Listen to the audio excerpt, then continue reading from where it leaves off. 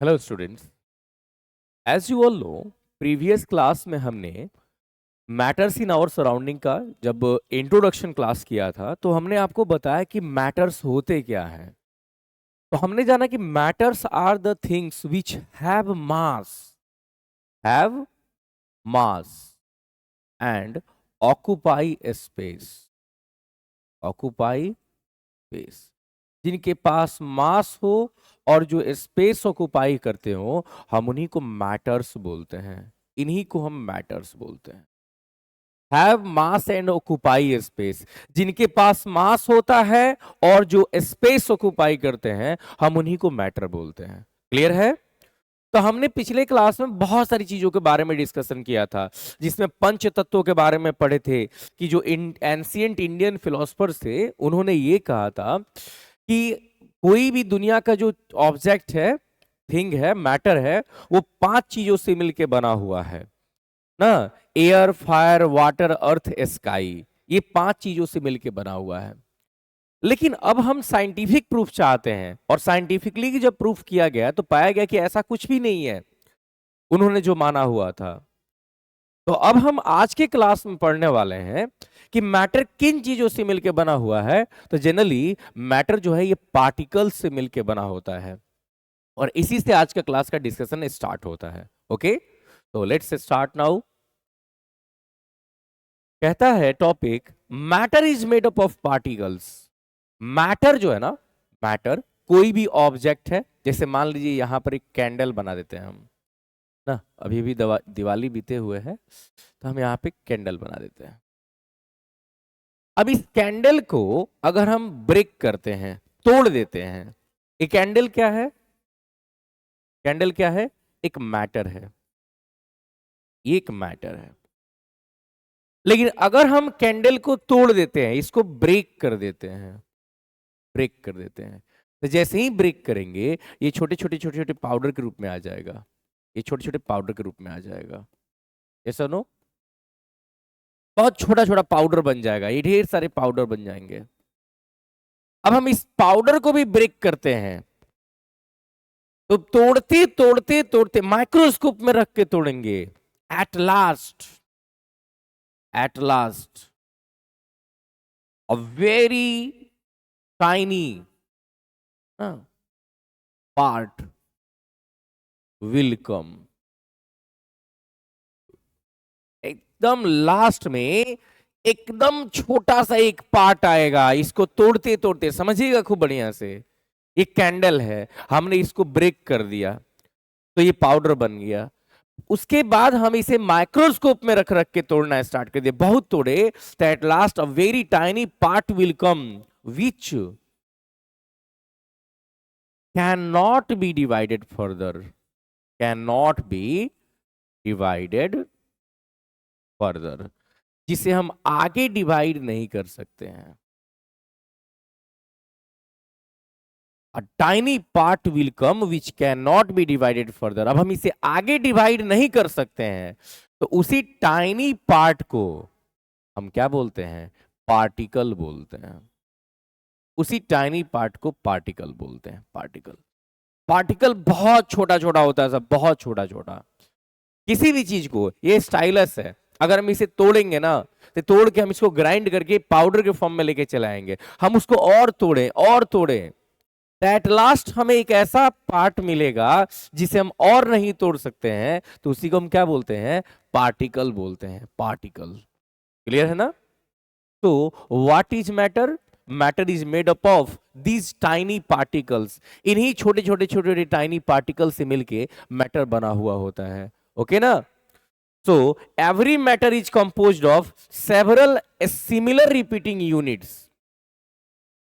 Similar repeating units, जैसे मान लीजिए अगर एक छोटा सा पार्टिकल है, तो ऐसे ढेरों सारे पार्टिकल जब आपस में मिलते हैं, ढेरों सारे पार्टिकल जब आपस में मिलते हैं ना, तब बड़ा होके हमें वो दिखाई देता है, तो मैटर बनता है।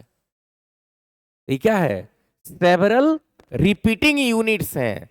बहुत बहुत बहुत सारे इसमें छोटे छोटे रिपीटिंग यूनिट्स हैं, several repeating units. So every matter is composed of several similar repeating units called particles, हम इन्हीं को पार्टिकल्स बोलते हैं। Similar repeating units they are called particles. तो बहुत छोटे छोटे यूनिट से मिलकर बना हुआ है। The nature of particles determine the nature of the matter. Matter के जो पार्टिकल्स होते हैं ना, वही मैटर का नेचर डिसाइड करते हैं। वही, जैसे मान लीजिए अगर जो हमें पार्टिकल मिला है वो पार्टिकल आयरन का है, लोहे का है, मतलब वो मैटर किस चीज का है? लोहे का है, मैटर लोहा है। तो अगर पार्टिकल आयरन का होगा तो मैटर कौन होगा? आयरन होगा। अगर पार्टिकल जो छोटा वाला मिला है वो वुड का होगा तो मैटर भी कौन होगा? वुड होगा। तो जिसके पार्टिकल्स होते हैं ना, उसी के, जिसके पार्टिकल्स होते हैं ना, उसी का मैटर होता है। तो वही बात बता रहा है, नेचर ऑफ पार्टिकल्स। पार्टिकल्स में जो नेचर होगा ना, वही मैटर का नेचर डिसाइड करेगा कि मैटर का नेचर कैसा होना चाहिए। अगर पार्टिकल मेटालिक नेचर का है तो मैटर भी मेटल होगा। पार्टिकल नॉन मेटालिक नेचर का है तो मैटर भी क्या होगा? नॉन मेटल होगा। Every particle of matter is bonded to other particles due to attractive forces among them।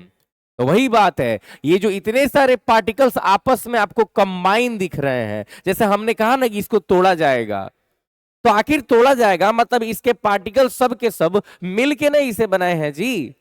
तो अगर पार्टिकल्स इसके मिल के इसको बनाए हुए हैं तो इसके जो छोटे छोटे पार्टिकल्स आखिर जुड़े हैं, तो कैसे जुड़े हैं? तो इसी को बोलते हैं due to attractive forces among them. इनके बीच में एक फोर्स ऑफ अट्रैक्शन लगता है, एक फोर्स ऑफ अट्रैक्शन लगता है जिससे ये सारे पार्टिकल्स आपस में जुड़े हुए हैं।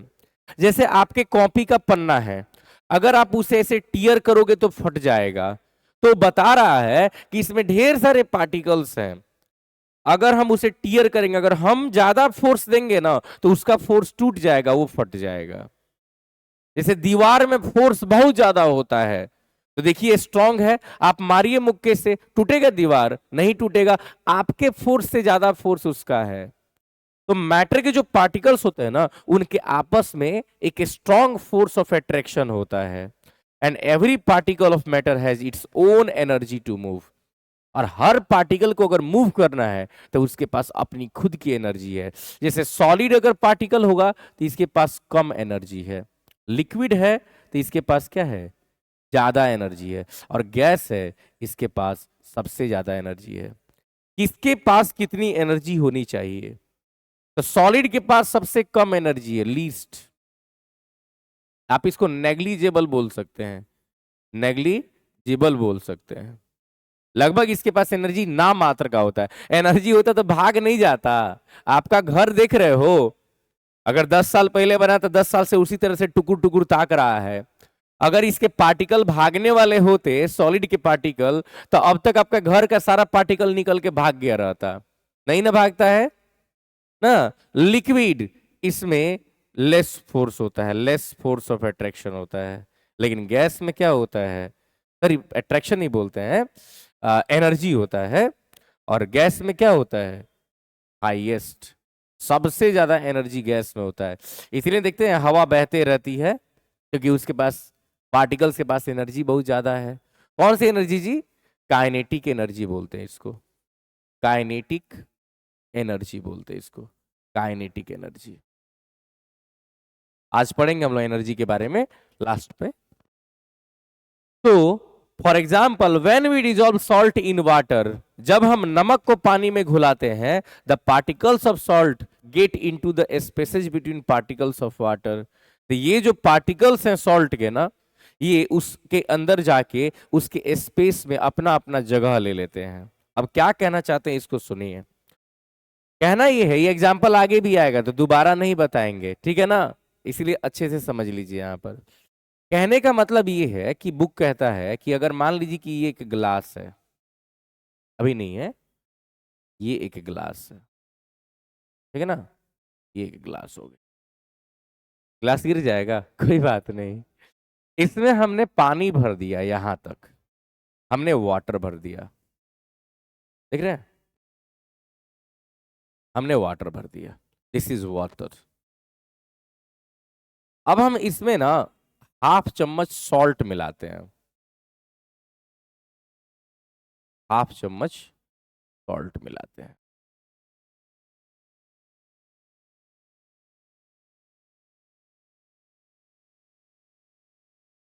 ये क्या है? सॉल्ट, चम्मच से मिला रहे हैं। अब जब इसको इसमें डाल के इससे मिलाया जाएगा, जैसे ही हम नमक डालेंगे, अच्छा एक बात बताओ, जैसे ही नमक डालेंगे, गेंद डालेंगे तो पानी ऊपर जाएगा, वैसे ही जब नमक डालेंगे तो वाटर का लेवल हल्का सा ऊपर आएगा कि नहीं आएगा? वाटर का लेवल हल्का सा ऊपर आ जाएगा, ठीक है, हल्का सा ऊपर आ जाएगा। अब क्या हुआ कि आपने जब नमक डाल दिया, अब उसमें चम्मच डाल के उस नमक को ऐसे स्टार करना स्टार्ट कीजिए, हिलाना स्टार्ट कीजिए ऐसे ऐसे।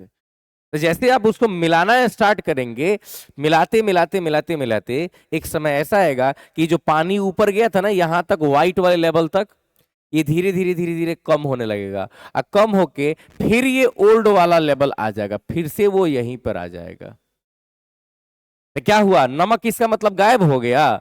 पानी तो अपने जगह पर चला गया, नहीं, नमक गायब नहीं हुआ है, वाटर है ना, तो वाटर के जो पार्टिकल्स होते हैं वो थोड़े दूर दूर होते हैं, ऐसे होते हैं, ऐसे वाटर के पार्टिकल्स ऐसे हैं, ऐसे थोड़े लूज होते हैं, ऐसे होते हैं वाटर के पार्टिकल्स। तो जो नमक के छोटे छोटे पार्टिकल्स बने ना, जब नमक टूटना स्टार्ट किया पानी में जाने के बाद धीरे धीरे टूटते जाएगा, और ये जो खाली जगह यह है ना, इसी खाली जगह में आ जाएगा नमक, सब का सब, सारा नमक का पार्टिकल आके घुस जाएगा खाली खाली जगह पर। मतलब वाटर के पास, लिक्विड के पास ना एम्प्टी स्पेस होता है, खाली जगह होता है, उसी जगह में जाके ये एडजस्ट हो जाएगा, सॉल्ट उसी जगह में जाके एडजस्ट हो गया, उसी में स्पेस लेकर के एडजस्ट हो गया। तो वही बात यहां पर कहा जाए, समझ में आया है? फिगर ड्रॉ करना होगा तो वीडियो को बैक करके फिगर को ड्रॉ कर लीजिएगा, ओके। तो वही कह रहा है, when we dissolve a salt in water, जब हम किसी सॉल्ट को पानी में घुलाते हैं, the particles of salt get into the spaces between particles of water. तो सॉल्ट के जो छोटे छोटे पार्टिकल्स हैं वो क्या करते हैं, उस वाटर के अंदर जो छोटा छोटा आपको स्पेस दिख रहा था, उसी स्पेस में जाकर के क्या करते हैं, उस स्पेस को कवर कर लेते हैं। When a particle pulls another particle towards itself, जब कोई एक पार्टिकल दूसरे पार्टिकल को अपनी ओर खींचता है, it exerts a force, it is called attractive force। इसी को अट्रैक्टिव फोर्स बोलते हैं। जब एक पार्टिकल दूसरे को खींच रहा हो तो उसे अट्रैक्टिव फोर्स बोलते हैं। लेकिन वही अगर one particle pushes the other, it is called repulsive force बोलते हैं इसको, रिपल्सिव फोर्स। याद रखिएगा, जब दो चीजें एक दूसरे को खींचती हैं तो इनको अट्रैक्शन बोलते हैं, अगर दो चीजें एक दूसरे को रिपेल करती हैं तो इसको रिपल्सन बोलते हैं, रिपल्सन, धक्का देती हैं। तो अट्रैक्शन एंड रिपल्सन एक दूसरे के अपोजिट होते हैं, है ना। अट्रैक्शन का उल्टा क्या होगा, रिपल्सन। ऐसे दो गो मैग्नेट देखिएगा एक दूसरे को धक्का देता है तो उसको रिपल्सिव फोर्स बोलेंगे। लेकिन वही दो गो मैग्नेट जब एक दूसरे को अट्रैक्ट करेगा तो उसको क्या बोलेंगे हम लोग, उसको हम लोग अट्रैक्टिव फोर्स बोलेंगे। क्लियर? चलिए, evidence for particles in matter, ये बड़ा बात हो गया भाई। कह रहा है कि आपके पास क्या प्रूफ है, आपके पास क्या प्रूफ है कि मैटर जो है ये पार्टिकल्स से मिलके बना हुआ है, मैटर जो है ये पार्टिकल्स से मिलके बना हुआ है। आखिर आपके पास क्या प्रूफ है? ये तो बात बहुत बड़ी हो गई। प्रूफ के लिए तो अलग अलग एग्जाम्पल्स बताने होंगे। पहले हम आपको एग्जाम्पल्स सुनाते हैं एक दो गो। पहला एग्जाम्पल हम आपको सुनाते हैं, पहले भी हम ऐसे एग्जाम्पल्स बताए हैं आपको, एक बार और एग्जाम्पल बताते हैं ना। वाटर प्लस डेटॉल, ये बड़ा सुंदर एग्जाम्पल है। आप क्या कीजिए कि बड़ा सा एक टब लीजिए ना, बाल्टी लीजिए, बकेट लीजिए 20 लीटर का, उस 20 लीटर का टब में पानी मिला दीजिए, पानी डाल दीजिए, 20 लीटर पानी हो गया। अब आप डेटॉल लीजिए, और डेटॉल का 5-6 बूंद सिर्फ उसमें डालिए, 5 to 6 ड्रॉप्स आप उसमें डालिए, उसे अच्छे से मिला दीजिए। अब उसमें अच्छे से मिलाने के बाद उसमें से 1 गिलास पानी या 1 चम्मच पानी लीजिए, उसको स्मेल कीजिए, आपको उसमें डेटॉल का स्मेल आएगा, आपको उसमें डेटॉल का स्मेल आएगा। तो आप खुद सोचिए कि 5 से जो 6 ड्रॉप्स हैं, ये 5 से जो 6 ड्रॉप्स हैं, ये तो जाके किसी एक तरफ बैठ जाना चाहिए पानी में। जैसे मान लीजिए ये है बकेट ना, ये अगर बकेट है तो इसमें यहां तक पानी है, यहां तक पानी है, तो जाके 5-6 ड्रॉप, 1 ड्रॉप यहां, 1 ड्रॉप यहां, 1 ड्रॉप यहां, 1 ड्रॉप यहां, ऐसे बैठ जाना चाहिए। लेकिन नहीं, इसमें जो पार्टिकल्स है ना, पार्टिकल्स वो पूरे वाटर में फैल गए हैं, पूरे पानी में चारों तरफ फैल गए हैं। इसमें जो पार्टिकल्स हैं छोटे छोटे, अगर नहीं होते पार्टिकल्स तो फैलता ही ये नहीं फैलता, एक ही जगह पर जाके बैठ जाता। लेकिन हम देख रहे हैं कि जाके ये पूरे चारों तरफ पानी में फैल गया, तभी तो हर तरफ से स्मेल आ रहा है। आप उसमें हाथ डाल के स्मेल करो, है स्मेल आएगा।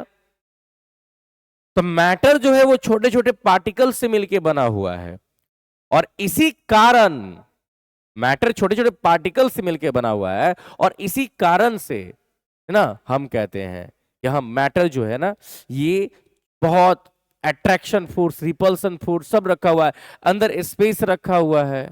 क्लियर है? चलिए, तो पहला एग्जाम्पल हमने आपको बताया है, दूसरा एग्जाम्पल बताते हैं। सेकेंड एग्जाम्पल भी बड़ा मस्त है, ये होली से बड़ा सुंदर एग्जाम्पल होगा। आप ना 50 लीटर का पानी लीजिए, बड़ा सा टब ले लीजिए, कोई दिक्कत नहीं है, 50 लीटर का हो। अरे नहीं है तो 500 लीटर है ना छतवा पर, 1000 लीटर का, वह इसमें पानी डाल दिए। आप देखिएगा होली के समय क्या होता है, बड़ा सा टब में हम लोग पानी रखते हैं, और ज्यादा कुछ नहीं, एक जो रंग का आता है ना डब्बा, रंग का डब्बा आता है, उसमें से डाई जो आता है, एक चिटकी, बस एक चिटकी आप उसमें डाल दीजिए और उसको मिक्स, पूरा पानी रेड हो जाएगा, पूरा पानी रेड हो जाएगा। तो आप सोचिए कि जो मैटर है ना, जो वाटर है या जो कलर है, उस एक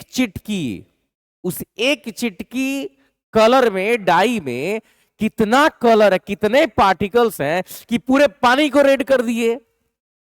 वाटर को रेड करने का मतलब क्या हुआ, अंदर हर जगह पर वो पार्टिकल फैला हुआ है, क्योंकि वो पार्टिकल का कलर रेड है, पानी का कलर रेड नहीं होता है, याद रखना। पानी का कलर रेड नहीं होता है, पार्टिकल का कलर रेड होता है। तब पार्टिकल चारों तरफ फैल जाएगा, पानी भी रेड हो जाएगा, रेड दिखने लगेगा। तो चारों तरफ वो फैल गए, सोचिए हर तरफ फैल गए। इसका मतलब ये हुआ कि मैटर जो है ना वो पार्टिकल से मिलके बना हुआ है। क्लियर ना, पार्टिकल से। तो एविडेंस तो बहुत सारे हैं, लेकिन 1827 में, 1827 में एक साइंटिस्ट थे, नाम था रॉबर्ट ब्राउन। अरे ये वही है जिन्होंने 1831 में न्यूक्लियस का खोज किया था सेल के अंदर। जब आप 9th क्लास का सेल चैप्टर पढ़ोगे ना, तो पढ़ोगे सेल के अंदर न्यूक्लियस होता है। And who discovered nucleus? Robert brown, 1831। तो वही रॉबर्ट ब्राउन एक एक्सपेरिमेंट किए थे 1827 में, और उस एक्सपेरिमेंट में यह बात साबित हुआ कि मैटर जो है ना ये पार्टिकल्स से मिलकर बना हुआ है, और ये पार्टिकल्स हमेशा मूव करते रहते हैं, हमेशा मूव करते रहते हैं। इसे समझाते हैं हम आपको। ओके, आप पहले ये समझिए, most of the evidence of the existence of particle in matter and there motion comes from the experiment on diffusion. ये डिफ्यूजन से आता है। डिफ्यूजन का मतलब था mixing of different substances. Diffusion में थोड़ा कंफ्यूजन होगा, बट उसका सॉल्यूशन है, चिंता मत कीजिए। ओके, डिफ्यूजन, इसके बारे में ब्राउनियन मोशन आता है, रॉबर्ट ब्राउन अभी पढ़ा है ना, उनका ब्राउनियन मोशन। डिफ्यूजन का मतलब होता है मिक्सिंग ऑफ सब्सटेंसेज। जैसे एक दो एग्जांपल्स इसका भी समझिए। डिफ्यूजन का मतलब क्या हुआ? दो चीजों का मिक्स हो जाना। जैसे आपने कभी ऐसा हुआ होगा कि आप घर में बैठे हैं तब पड़ोसी के यहां से स्मेल आ गया कि कुछ बन रहा है, चिकन बन रहा है, मटन बन रहा है, कोनो टेस्टी सब्जी बन रहा है, कहीं पे दूध जल रहा है, उसका स्मेल बगल के घर वालों को भी आ जाता है। कैसे? किचन में मम्मी खाना बना रही है और हम लोग रूम में सोए हुए हैं, हमको स्मेल आ जाता है। कैसे? कैसे कि जब रूम में जब मम्मी किचन में खाना बनाती है ना, तो उस खाने में से भेपर निकलता है। अब भेपर क्या है? उस खाने के पार्टिकल्स हैं। तो हवा और भेपर दोनों मिक्स हो जाता है, तो मिक्स मतलब डिफ्यूजन हो जाता है। दो चीजों का मिक्स होना डिफ्यूजन हो जाता है, मिक्स हो जाता है। और हवा जब बहेगी तो वो भी वेपर बहते बहते बहते बहते हमारे किचन, हमारे रूम तक आ जाता है। जैसे ही नाक में जाता है, नींद खुलता है, अरे आज संडे है का? तो वही बात है, डिफ्यूजन का मतलब होता है दो अलग अलग सब्सटेंसेज को आपस में क्या करना? मिक्स करना। दो चीजों को आपस में हम लोग मिक्स कर देते हैं, दैट इज कॉल्ड डिफ्यूजन। इसी को हम डिफ्यूजन बोलते हैं। एक और एग्जांपल बताते हैं डिफ्यूजन से। आपने जो अभी भी कलर को पानी में डाला था, तो कलर दूसरा मैटर है, वाटर दूसरा मैटर है, और ये दोनों आपस में क्या हो गए? मिक्स हो गए। तो इसको भी हम डिफ्यूजन बोलेंगे, डिफ्यूजन। ये दोनों आपस में क्या हो गए? मिक्स हो गए हैं। तो ब्राउनियन मोशन, रॉबर्ट ब्राउन नाम के साइंटिस्ट है ना, उन्होंने इसको प्रूफ किया था कि मैटर के बहुत छोटे छोटे पार्टिकल्स होते हैं और ये मूव करते हैं। दे मूव, वो लोग मूव करते हैं। Matter is made of tiny particles which are in motion. अभी बोले है ना, मैटर जो है ना, ये बहुत छोटे छोटे टाइनी पार्टिकल्स से मिलके बना हुआ है, और ये क्या करते हैं? मूव करते हैं, ये मोशन करते हैं। Clear? But without the concept of particles, जब तक हम पार्टिकल्स को अच्छे से नहीं समझेंगे, things become very difficult to explain. तो इसको एक्सप्लेन करने में थोड़ी तकलीफ होगी।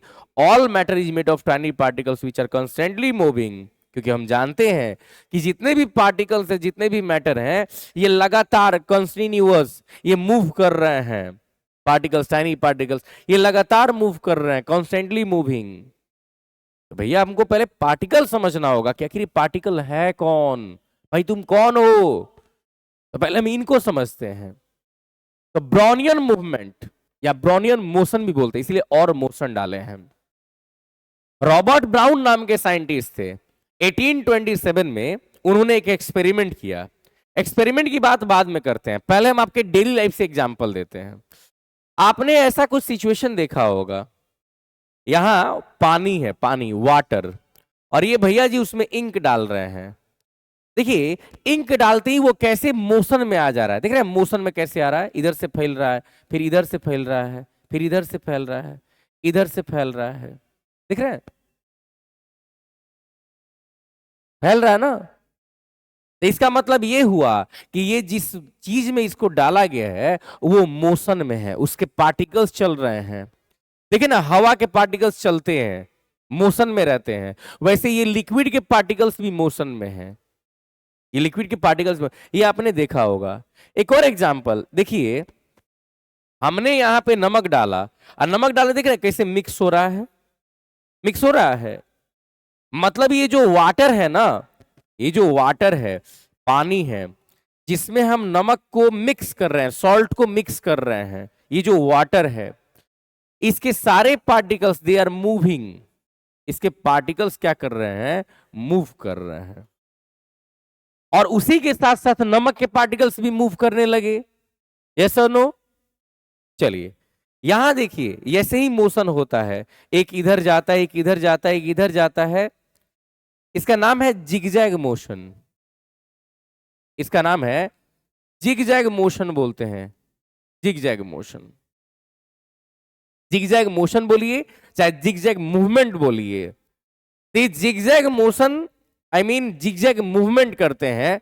जिगजैग का मतलब हुआ इधर चला मैं उधर चला, कभी कभी इधर उधर चला। क्या आपको लग रहा है कि किधर जाएगा? नहीं ना, इधर जाएगा, उधर से टकरा के इधर जाएगा, इधर से टकरा के उधर जाएगा, देख रहे हैं आ गया। फिर जिगजैग मोशन करते हैं, इधर से टकरा के उधर जाते हैं, उधर से टकरा के उधर जाते हैं, उधर से टकरा के उधर जाते हैं, जिगजैग मोशन करते रहते हैं। ओके, यहां देखिए जिगजैग मोशन, ये लाइनिंग जो दिखाया जा रहा है ना, ये मोशन दिखा रहा है, दिख रहा है, ये जैसे जैसे घूम रहा है हम वैसे वैसे लाइनिंग दिखा रहे हैं, देख रहे हैं, ये जिगजैग मोशन बोला जाता है। कौन किधर जा रहा है कोई फिक्स नहीं है, इधर से टकराएगा तो उधर जाएगा, उधर से टकराएगा तो उधर जाएगा, जिगजैग मोशन करते रहते हैं। तो वही बात है, बात है 1827 की, 1800 सॉरी, बात है 1827 की। साइंटिस्ट थे रॉबर्ट ब्राउन, रॉबर्ट ब्राउन नाम के साइंटिस्ट थे। क्या करते हैं ये 1 ग्लास ऑफ वाटर लेते हैं, 1 गिलास पानी लेते हैं, 1 गिलास पानी लेते हैं, ये पानी हो गया। 1 ग्लास वाटर लेते हैं, हमने ये पानी डाल दिया, ठीक है ना, वाटर, ये पानी हो गया। और इसमें वो बाहर से ऐड करते हैं, इसमें वो बाहर से ऐड करते हैं क्या, पॉलन ग्रेन्स,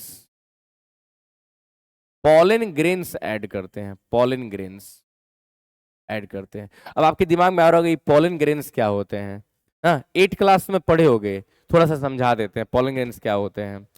जो फ्लावर होता है ना, फ्लावर, जैसे मान लीजिए कि हम यहाँ पर फ्लावर बना रहे हैं, ये फ्लावर नहीं है बाबू, ध्यान दीजिएगा,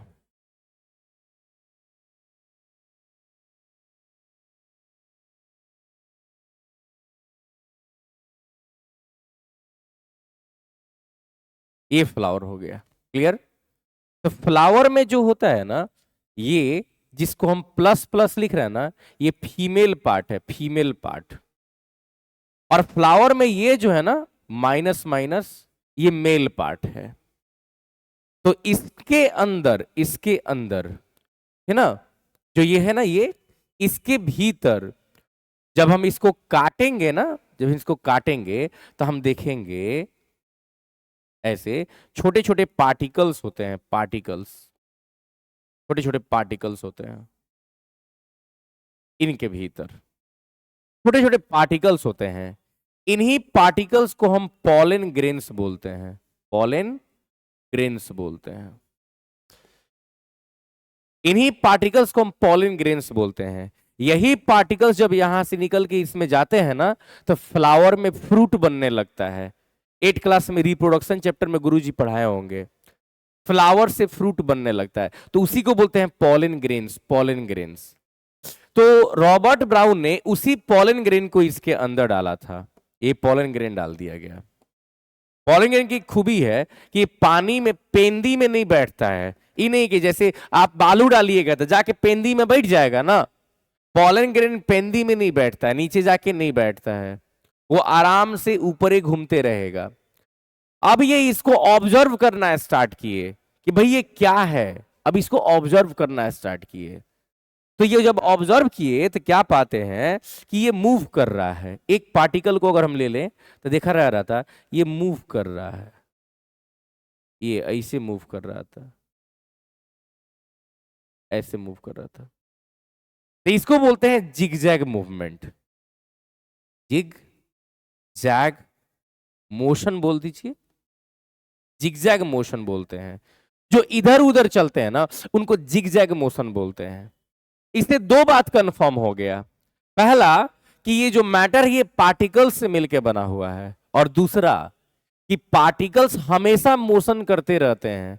अगर मोशन नहीं करता तो इसे कहीं जाके रुक जाना चाहिए था, यहीं पे रुक जाता, लेकिन नहीं, पानी के पार्टिकल, वाटर के पार्टिकल्स मूव कर रहे हैं, और ये है पानी में, तो अगर पानी मूव करेगा तो ये मूव नहीं करेगा। वो क्या होता था ना, छोटे छोटे जब हम लोग थे तो बाल्टी के पानी में जब पानी भर के नहाते थे ना, तो हाथों को ऐसे ऐसे घुमाते रहते थे, जब पानी भरा होता था इसी थे, खूब गोल गोल गोल गोल पानिया घूमता था, खूब गोल गोल घूमता था, और उसी में गिलास डाल देते थे, गिलास वो घूमने लगता था।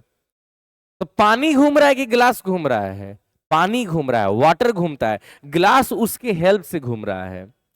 तो वैसे ही यहां पे वाटर घूम रहा है, अब पॉलन ग्रेन्स उसी के हेल्प से घूम रहे हैं, पॉलन ग्रेन्स उसी के हेल्प से इधर उधर घूम रहे हैं। क्लियर है ना? तो यही है ब्राउनियन मोशन। उन्होंने वाटर और पॉलन ग्रेन्स का एक्सपेरिमेंट किया था, ब्राउनियन मोशन बोलते हैं। यही है रॉबर्ट ब्राउन ना। The best evidence, the best evidence for the existence and movement of particles, particles के मूवमेंट के लिए या पार्टिकल के एग्जिस्टेंस के लिए जो सबसे बेस्ट एग्जाम्पल बोला जाएगा, जो सबसे बेस्ट प्रूफ बोला जाएगा in liquids was given by Robert brown इन 1827। 1827 में रॉबर्ट ब्राउन नामक साइंटिस्ट ने किया था। अभी जैसे हम आपको पूरा हिस्ट्री बताएं इनका, इनके दिमाग में था कि यार अगर हम लोग इसमें दूसरा कुछ डाल देंगे तो हो सकता है ना कि जाके पेंदी में बैठ जाए, जमीन पे बैठ जाए। ना ना ना, वैसा नहीं काम करना है। इसमें ऐसा चीज डाला जाएगा कि पेंदी में ना बैठे, घूमते रहे घूमते रहे घूमते रहे। Robert brown suspended extremely small pollen grains in water, एकदम छोटा छोटा छोटा छोटा पॉलन ग्रेन को पानी में डाल दिए। On looking through the microscope, और जब वो माइक्रोस्कोप से देखना स्टार्ट किए कि देख तो बाबू क्या हो रहा है भीतर, it was found that the pollen grains were moving rapidly, बड़ी तेजी तेजी से घूम रहे थे थ्रू आउट वाटर, पूरे तरह से पानी में, चारों तरफ पानी में घूम रहे थे in a very irregular manner that is called zigzag way. Regular manner नहीं कि चलो भाई लाइन में चलते हैं, इसको रेगुलर मैनर बोलते हैं। इरेगुलर मैनर का मतलब क्या हुआ, सब एने ओने भाग रहा था सब ना। फिगर में आपने देखा है ना, अब कति सी फिगर में हम आपको दिखा चुके हैं। कंक्लूजन फ्रॉम ब्राउनियन मोशन, इसे आप लिख लेना, ठीक है ना। ब्राउनियन मोशन हो गया, अब इससे क्या क्या कंक्लूजन निकलता है नेक्स्ट टॉपिक हो जाएगा।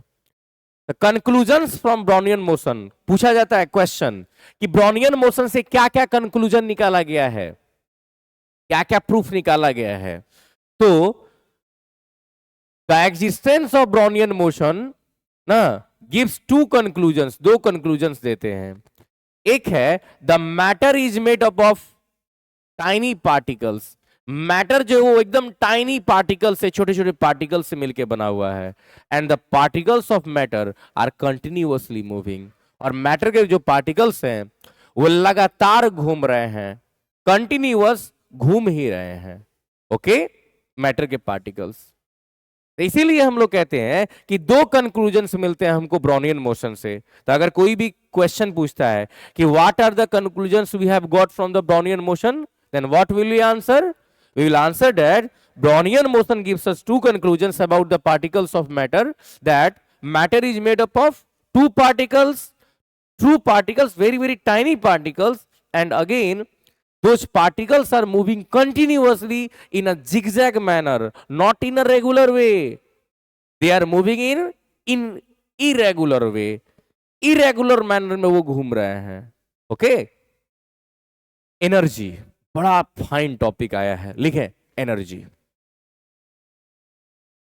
एनर्जी क्या होता है यार, एनर्जी के बारे में भी पूछने की बात आ गई। अभी हम आपको पढ़ा रहे हैं तो हमारे पास एनर्जी कहां से आ रहा है, खाने से आ रहा है। हमने आज सुबह में खाना खाया, खाना खाया नहीं खाया, सुबह से तो रिकॉर्डिंग कर रहे हैं, मतलब हमने कल खाना खाया होगा, परसों खाना खाया होगा, प्रीवियस डेज में खाना खाया होगा। तो जो हम खाना खाते हैं ना उससे हम लोग को एनर्जी मिलता है, एनर्जी, और वही एनर्जी हमसे काम कराता है। Means capacity to do work, capacity to do work.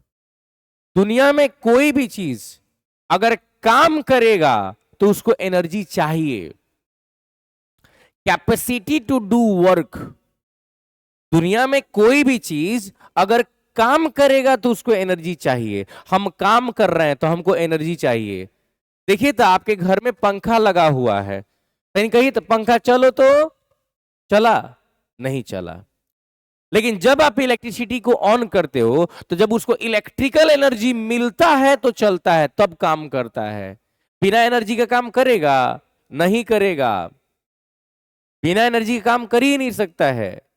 जैसे बल्ब की बात करते हैं, हाँ, बल्ब की बात करते हैं, अगर बल्ब को हम एनर्जी ना दें, इलेक्ट्रिसिटी ऑन ना करें, तो क्या बल्ब लाइट करेगा? नहीं करेगा।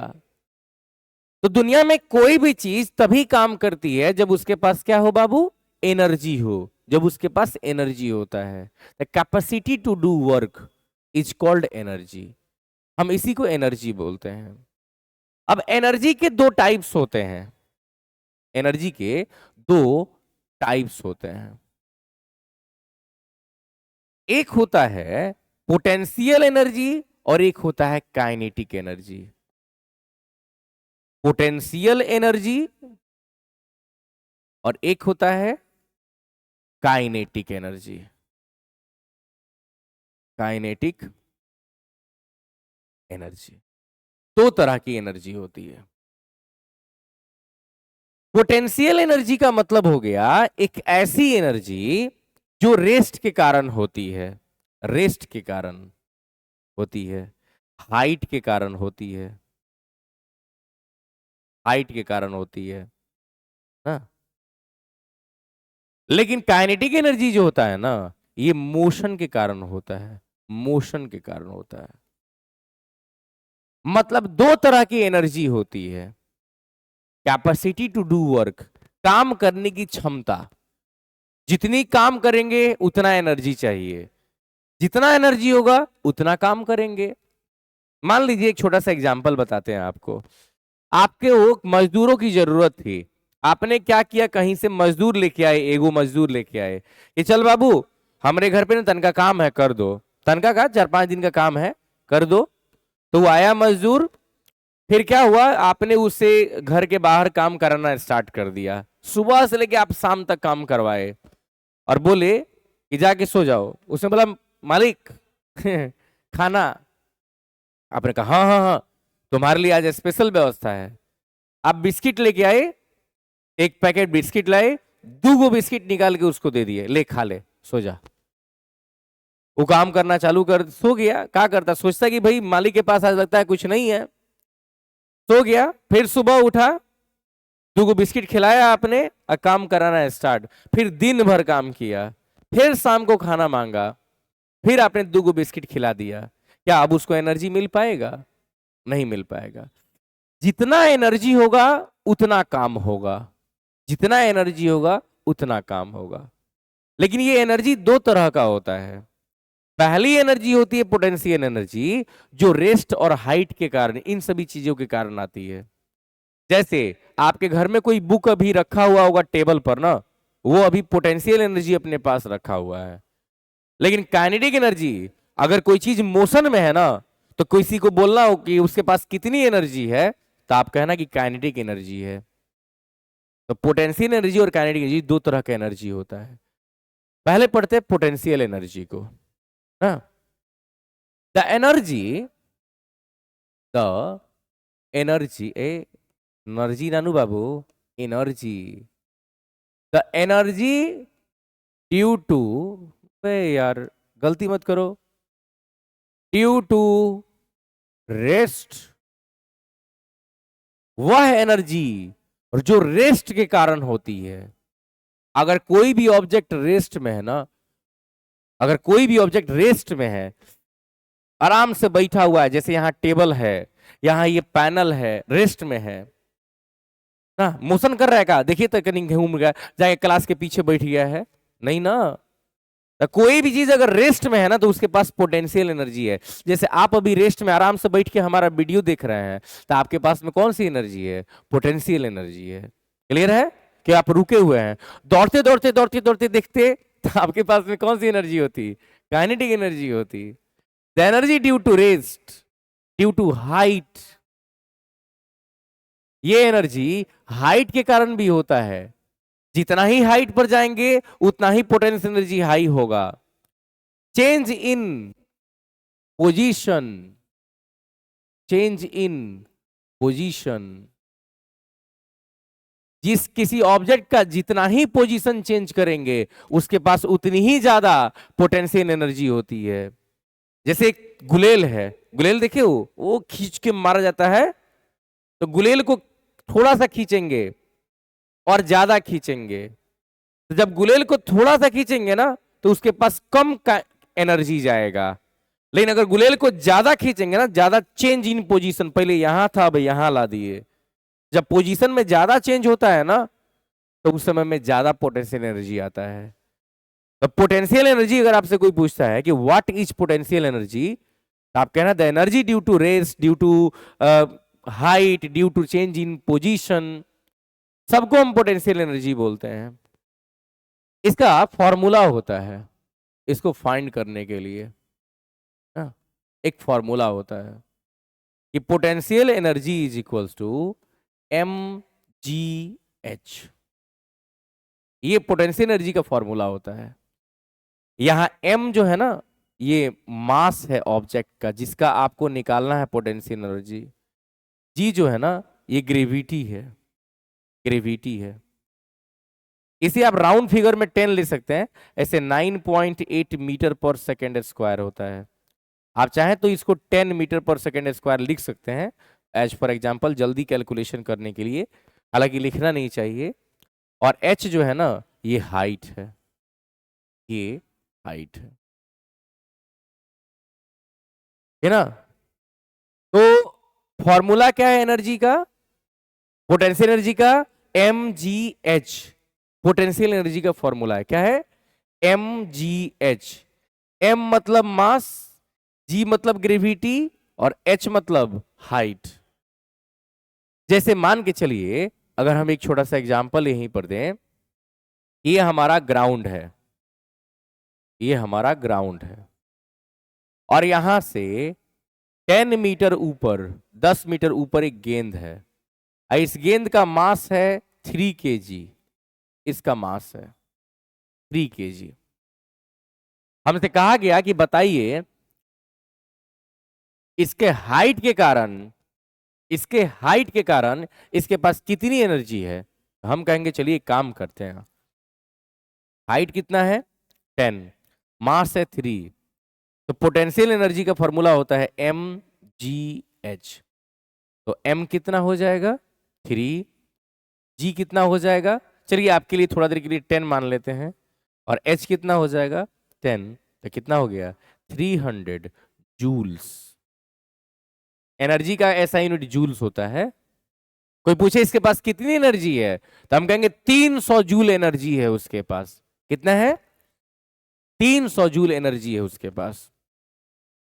तो पोटेंशियल एनर्जी का मतलब होता है the energy due to rest, वह एनर्जी जो किसी भी चीज में उसके रेस्ट के कारण होता है उसको हम क्या बोलते हैं, पोटेंशियल एनर्जी बोलते हैं, the energy due to rest. और पोटेंशियल एनर्जी का यही फॉर्मूला होता है। तो कोई भी अगर आपको कभी क्वेश्चन दे, जैसे डीपीपी आप लोगों को पहले से अपलोड किया गया होगा, तो डीपीपी में अगर पोटेंशियल एनर्जी बोलेगा निकालने के लिए, तो ये वाला फॉर्मूला लगाया जाएगा, है ना, पोटेंशियल एनर्जी के लिए। अगर कोई भी डाउट होता है तो आप बताइएगा, आपका डाउट सॉल्व किया जाएगा, डोंट वरी, उसके लिए नहीं घबराना है। ओके, एक और एग्जाम्पल हम करते हैं, एग्जाम्पल नंबर 2। मान लीजिए कहता है कि कोई ऑब्जेक्ट है ना, वो पहले से, सॉरी, वो पहले से 2 मीटर के हाइट पर था, उसका मास है 5 kg। वो पहले से 2 मीटर के हाइट पर था, ठीक है, उसको लेके कहां आना है, उसको लेके 20 मीटर के हाइट पर जाना है। पहले वो 2 मीटर की ऊंचाई पर था, अब उसको लेके, मान लीजिए 5 kg का कौन वो बच्चा है, मान लीजिए 5 किलो का, वो अभी 2 मीटर के ऊपर है, माने स्टेज पर खड़ा है, उसको स्टेज पर से लेके और छत पर लेके जाना है, 4 मंजिल ऊपर, 4 मंजिल ऊपर लेके जाना है, 20 मीटर ऊपर लेके जाना है। तो कह रहा है कि कितना काम करना पड़ेगा हम लोग को। तो बाबू याद रखना, जितना ऑब्जेक्ट के पास एनर्जी होगा ना, उतना ही हमको काम करना होगा, क्योंकि हमारा ही ना एनर्जी है उसमें जाएगा। Energy can neither be created not destroyed, ना एनर्जी क्रिएट होता है और ना डिस्ट्रॉयड होता है। तो हम कोनो बबुआ को, कोनो बच्चा को गोद में लेके हम लेके चले गए छत पर, तो बचुआ का काइनेटिक एनर्जी बढ़ जाएगा कि नहीं? देखिए ना, अभी हम बढ़ा के दिखाते हैं। मान लीजिए हम यहां लेके चले आए, मास तो वही रह गया 5 kg। यहां पर एनर्जी कितना होगा? पोटेंशियल एनर्जी 1, और यहां पर एनर्जी कितना होगा? Potential energy 2। यानी निकाला जाए तो पोटेंशियल एनर्जी 1 निकालेंगे तो होगा mgh। तो मास है 5, g 10 मान लेते हैं, h 2 है, तो 5 दूनी 10, 100 जूल एनर्जी हुआ। यहां पर 100 जूल एनर्जी है बचवा के पास। लेकिन जब हम 20 मीटर के हाइट पर चले गए तब निकालते हैं mgh डैश। तो मास हो गया 5, जी हो गया 10 और हाइट हो गया 20। ये कितना हो गया? 1000 जूल एनर्जी हो गया। यहां आते आते बबुआ के पास 1000 जूल एनर्जी हो गया। सोचिए, स्टेज पर से लेके बचवा को 20 मीटर ऊपर गए, 4 मंजिल के हाइट पर गए, तो हम बचवा का अगर एनर्जी निकालेंगे कि जब वो स्टेज पर था तो उसके पास 100 जूल एनर्जी था, लेकिन जब उसको हम लेके कहां चले आए? 4 मंजिल ऊपर छत पर लेके चले आए। अब अगर हम बचवा का क्या निकाल रहे हैं? पोटेंशियल एनर्जी निकाल रहे हैं, तो कितना आ रहा है? 1000 जूल आ रहा है। हई देखिए, ये तो 900 जूल बढ़ गया जी, 900 जूल इंक्रीज हो गया। तो आखिर 900 जूल एनर्जी कहां से आया है? हमारे बॉडी से गया है। हमारा 900 जूल खर्चा हो गया और बचवा में जाके वो स्टोर हो गया।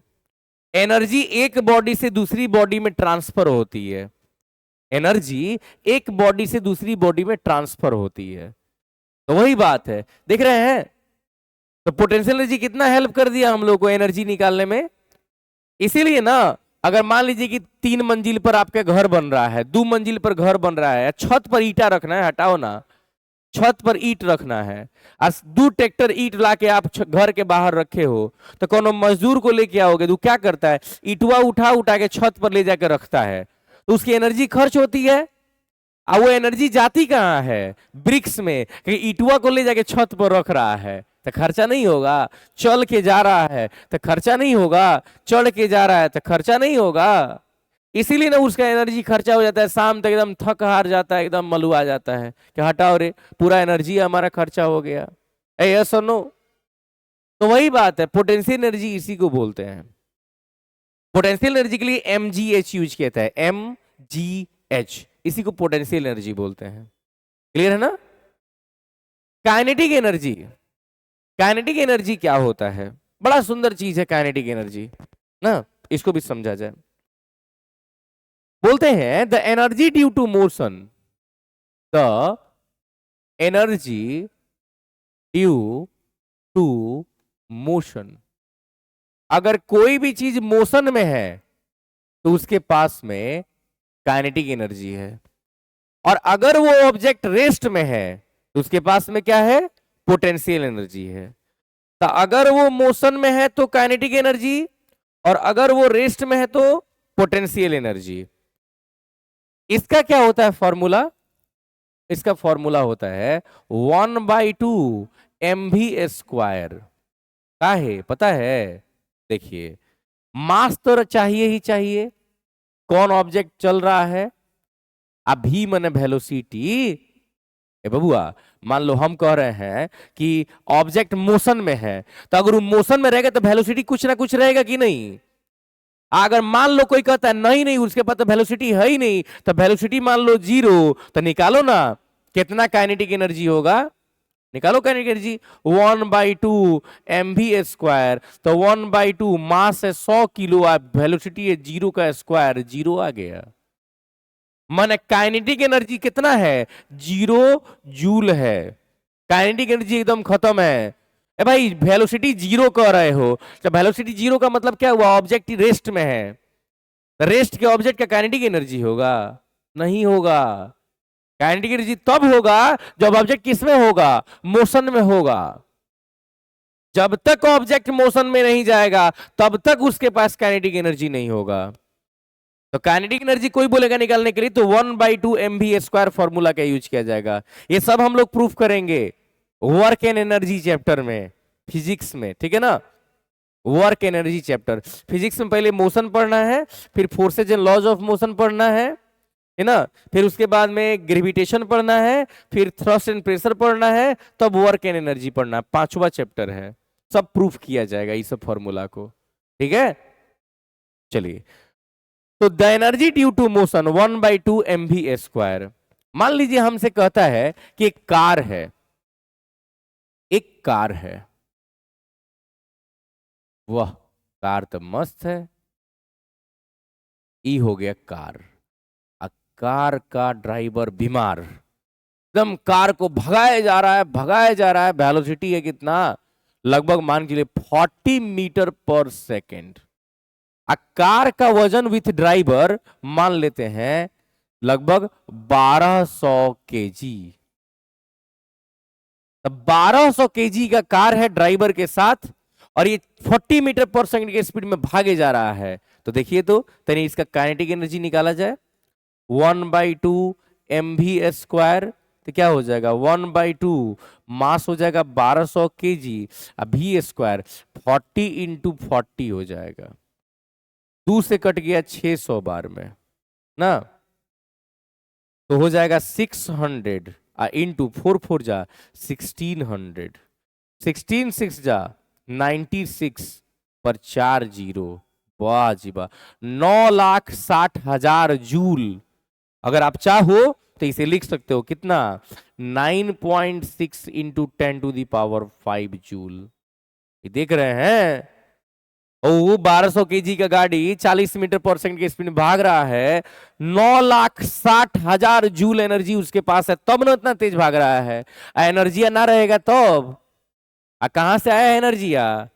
या तो बैटरी से चल रहा होगा, इलेक्ट्रिक कार होगा तो, नहीं तो डीजल से चल रहा होगा, डीजलवा जलेगा तो एनर्जी नहीं देगा। डीजल में क्या होता है, फ्यूल एनर्जी होता है, फ्यूल एनर्जी। तो काइनेटिक एनर्जी क्या है, the energy due to motion. जिसके पास जो ज्यादा मोशन में होता है उसके पास एनर्जी ज्यादा होता है, या अगर एनर्जी ज्यादा दे देंगे ना तो कोई चीज मोशन में आ जाएगा। तो एनर्जी देने पर ऑब्जेक्ट उसे खर्चा करने के लिए मोशन में आता है। एनर्जी देने पर ऑब्जेक्ट किस में आता है, मोशन में आता है, ताकि वो उस एनर्जी को लॉस कर सके, खर्चा कर सके। समझे हैं? इसी को बोलते हैं काइनेटिक एनर्जी। क्या बोलेंगे? काइनेटिक एनर्जी बोलेंगे। तो वही बात है, kinetic energy is energy of motion. इसको एनर्जी ऑफ मोशन बोलते हैं, and it is usually defined as the work that will be done by the body possessing the energy when it is brought to rest। अगर आपको calculate करना है कि कितना kinetic energy है किसी चीज के पास में, तो आप उसके लिए या तो उसको स्पीड में रहेगा तो निकाल दीजिए, और नहीं तो आप उसको रेस्ट में जाने दीजिए, तब पता चलेगा कि कितनी एनर्जी है उसके पास में ना। मतलब बॉडी रेस्ट में आने से पहले जितना काम करेगी वो उसकी अपनी एनर्जी होती है। Energy which a body possesses by virtue of being in motion। मतलब कोई भी ऑब्जेक्ट मोशन में रहते हुए जो एनर्जी को रखता है उसी को हम बोलते हैं काइनेटिक एनर्जी, है ना। इसका फॉर्मूला क्या होता है, 1/2 mv², 1/2 mv², इसका फॉर्मूला होता है। क्लियर है? चलिए, characteristics of particles of matter. कहता है कि मैटर के पार्टिकल्स के कौन कौन से कैरेक्टर होते हैं। मतलब मैटर के पार्टिकल्स के बारे में आप क्या कह सकते हैं, अच्छा कह सकते हैं, बहुत अच्छा कह सकते हैं। सुनिए ना, तो कहता है matters are made up of particles. अभी अभी बताए हैं ना कि मैटर पार्टिकल से मिलके बना हुआ है। The particles of matter are very small. अभी अभी बताए हैं, इतना ना छोट छोट होता है कि एगो कलर के देखे थे, एक चिटकी कलर में कितने पार्टिकल्स थे कि पूरा पानी लाल हो गया, पूरा वाटर लाल हो गया। ये सुनो, तो particles of matter very small होते हैं। Particles of matter are moving continuously. तो ब्राउनियन मोशन में साबित हो गए किया है ये हमेशा कंटिन्यूअस मूव करते रहता है। Particles of matter have spaces between them. ये हम प्रूफ किए हैं नमक वाला में, कि नमक डाले हैं तो लेवल ऊपर चला गया, फिर घुला दिए तो लेवल नीचे चला गया है। तो मतलब पानी के अंदर जगह था तब ना वो जाके एडजस्ट कर गया है। तो matter, particles of matter have spaces between them. Particles of matter attract each other. Starting में ही बताया है इनके पास एक फोर्स ऑफ अट्रैक्शन होता है। देखिए तो दीवार के पास में फोर्स ऑफ अट्रैक्शन ज्यादा है, जाके माथा लड़ाइए तो दीवार गिर जाएगा? नहीं गिरेगा। क्यों? उसके पास फोर्स ऑफ अट्रैक्शन क्या है? बहुत ज्यादा है, बहुत ज्यादा।